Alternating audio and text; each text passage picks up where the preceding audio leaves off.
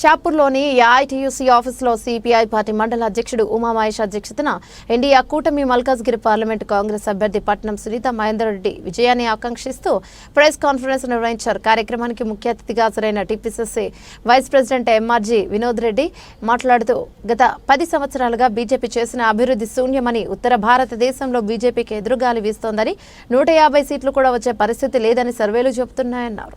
మన యొక్క ఈ 4 పార్టీల కలయికతో మనం ప్రత్యేకమైన దృష్టి పెట్టి అప్రమత్తంగా ఉండి సంయుక్తంగా కలిసి కట్టుగా ఇక్కడున్న కాంగ్రెస్ పార్టీ అభ్యర్థి సునీత మహేందర్ రెడ్డి గారిని మనం గెలిపించాల్సిన బాధ్యత మన పైన ఉంది.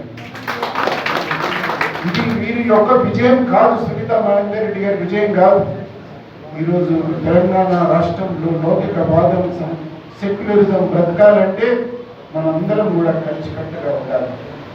నేను ఇంజనీరింగ్ చదువుతున్నప్పుడు కూడా కాలేజ్ అధ్యక్షుడిగా ఉన్నప్పుడు 85లో నేను కాలేజ్ అధ్యక్షుడిగా ఉన్నాను, ఇంజనీరింగ్ కాలేజ్ విద్యార్థుల అధ్యక్షుడిగా ఉన్నాను.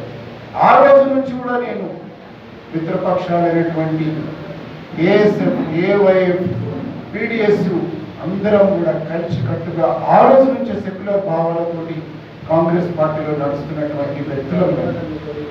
కాబట్టి మనం అందరం కూడా ఒకరు చేయి కలుపుకొని, ఒకరు మనసు కలుపుకొని ఈ బీజేపీ పార్టీ, మతతత్వ పార్టీని మనం భారతదేశంలో ఎదిరించాల్సిన, ప్రశ్నించాల్సిన అవసరం వచ్చిందని మీ ద్వారా తెలియజేస్తున్నాను. ఈరోజు సమయం యావత్ దేశంలో కూడా వచ్చింది. హిందువులమని, ముస్లింలమని వివిధ కులాల మధ్య విభజించారు.